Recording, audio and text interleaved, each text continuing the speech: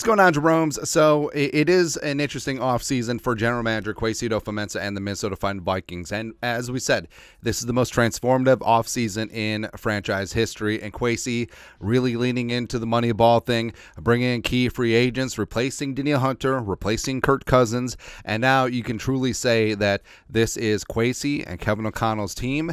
And for the most part, I've really enjoyed Kwesi's moves. And, this offseason, starting to see the forest through the trees. I mean, last year, a little bit frustrating, but of course, injuries do have that. And I know, Russini, Kyle Hamilton. Again, I do fully understand that, but can't change the past. All I can do is move forward. And Kwesi and Kevin O'Connell are learning and growing and showing on the job. And now the Vikings and Kwesi have set themselves up in perfect position to attack, move up in the draft, and find the future franchise quarterback, which is the crux of everything, right? And Kwesi knows that if they get this wrong, Kwesi's probably going to be fired. Kevin O'Connell's probably going to be fired. And then the Vikings hit that reset button hard.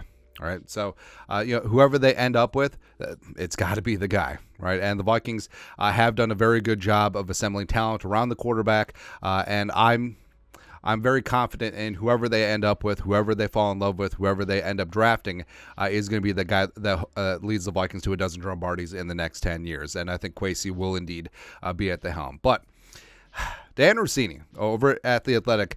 So they did an article, top 2 NFL drafters, blah, blah, blah, plus hottest GMC. Now, I didn't expect to see Kwesi on the list, but he's number 1. He's numero uno. Why Dianna is hearing. Now, respect, Dianna Russini, very plugged in to the NFL community. And, I mean, if this is the consensus, it's interesting. Hottest GM seat. I have a list of 5 GMs who I believe need to nail this draft for their own job security and, more importantly, their team's future. This Wednesday, my column will go live, but I'll give you an exclusive here. The GM under the most pressure in this draft is Vikings Kwesi Adofo-Mensah. 3 years into his regime, the Vikings are 20-14, but without a playoff win. After letting Kirk Cousins walk, despite his head coach's public desire to keep the quarterback, Adofo-Mensah is running out of time. This might be the best opportunity he has to add a franchise-altering pass. I expect the Vikings to do everything they can move up on Thursday to get their guy. So that is interesting. And like we said, Dianna obviously plugged in. So the buzz around the league is that, Kwesi has to nail this one. And frankly, I think that's okay pressure to have on him. And I think that they welcome it. Sure, Kevin O'Connell would love to have run it back with Kirk Cousins and tried the whole half-pregnant thing where, hey, Kirk, come back on a 1-year deal, and then we'll draft a quarterback. That was never going to happen, especially the amount of money that Atlanta was going to tamper and give Kurt, right?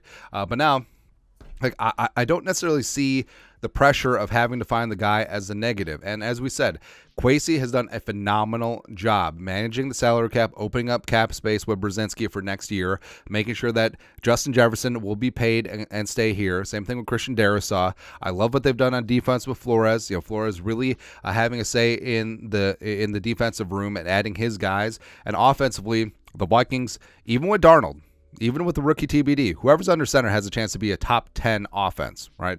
And also, I do love the move with Sam Darnold, where this quarterback is not going to be in a spot where he's going to be thrown to the wolves. And you've seen young quarterbacks who weren't ready to play with a poor supporting cast. The confidence can get shredded, and sometimes there's no coming back from it. So, like I said, sure. There's a lot of pressure under Kwesi, but I think that this was the plan all along.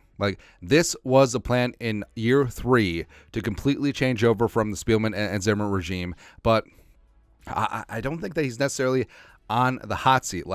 Even if the rookie comes in, I don't know if he plays right away. I think this could be slinging Sam Darnold's show because for all the reasons why it's a great spot for the rookie quarterback, same thing for Sam Darnold.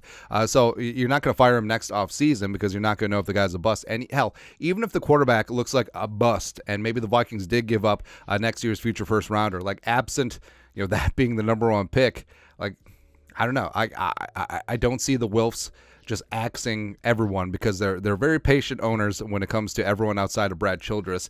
And what needs to happen is that Kwesi and Kevin O'Connell need to form a toxic relationship, not speak to each other, and then let it carry on and build a fear-driven organization and let it go on for about 2 years longer than it should have, and then people get fired.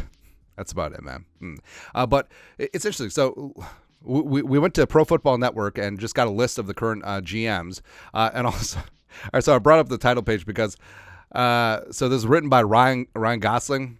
Now, I doubt that Gosling, the real Ryan Gosling, is moonlighting as a Pro Football Network writer, but I don't know, like, is this a good or bad thing? Like, this is not a Michael Bolton situation. Why should I change my name? It's him who sucks. I mean, Ryan Gosling's pretty cool. Like, I'm just waiting for the day. Like, it'd be one thing if your name is Jim Smith. Like, there's tons of Jim Smiths and Jimmy Smiths around there, but Ryan Gosling is a very specific name, especially the last name, and just having a hit. But, or if your name is like Michael Bartkowski, and then there ends up being a serial killer named Michael Bartkowski, and you're just like, F. Anyways, list of current GMs. So let's see who's on the hot seat. So Austin Fort, safe. Fontenot, safe. EDC, obviously safe. Brandon Beane, I don't know. I feel like they got to get things right this offseason, and if they're not building and growing and showing around Josh Allen, Panthers hired someone. Poles, I think he's safe. Duke Tobin. So the Bengals never fire anyone, so he's fine. Plus the Bengals are pretty solid right now. Andrew Berry. I mean, Andrew Berry did sign off on the Deshaun Watson trade, which is just egregious. I don't know. And also the whole Jerry Jeudy trade and contract. I mean, I know that Andrew Berry is Kwesi's mentor and former boss and stuff. Jerry Jones will never be fired. How the hell does George Paton still have a job? I know that George Paton is our guy from back in the day. He was a Vikings assistant to the regional general manager under Spielman for a lot of years. But how in the bloody hell does Paton still have a job? After the Russell Wilson trade, after all of the various debacles, I don't get it. Brett Holmes obviously safe. Gutekunst safe. Caserio's balling right now, man. Ballard, you never know what Irsay. I respect Chris Ballard. I think that he's one of the better GMs in the league. Trent Baalke. I feel like Balky's going to get fired and Spielman's going to take Turker Jerb. Brent Veach just got extended through like 2030. Tom Telesco just got there, but I don't know. It's Tom Telesco. Who knows? Joe Ortiz. Oh, he's talking tough for the Chargers. I'm the one making decisions. F yourself. Les Snead. He's good. Kwesi. I think Kwesi's going to be fine. Like, yes, his future employment hinges on this quarterback, but I think that will take at least 2-3 years. So I think that he's going to be on scholarship for a while. Chris Greer, who knows? But this is an old list.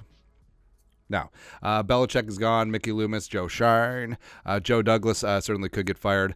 Omar Khan, Howie, Lynch, Schneider, Licht. Rand Carthon is good to go. Adam Peters just got there. Oh, so this must have been right before Belichick got punted. So it's Elliott Wolf of the Patriots. And that's really about it. But other than that, like, I mean, there's at least like 6 to 8 GMs that are in hotter water than GM and like than Kwesi. And like we said, just because there's pressure on Kwesi to nail this draft doesn't mean that that's a bad thing. That means that the Vikings are moving forward, and they've done everything possible to build around a quarterback. They have the best landing spot for a rookie quarterback in NFL history, and also they're in prime position with all this ammunition from the Texans trade to go up and get your guy. So I'm not really sweating things out. Like, whoever they decide is their guy, whoever they fall in love with, if they pay the price, they pay the price. But that quarterback is going to land in this perfect spot, and I don't know. I'm not sweating it, and frankly, I don't think Kwesi and Kevin O'Connell are sweating it either. So I think they're going to be good to go. But your thoughts are thoughts. Kwesi on the hot seat? Question mark. Let us know your thoughts and our thoughts in the comment section below. Subscribe for daily Vikings takes. Want to support the work? Put a little something in the Venmo. But till next time, Skol, production value.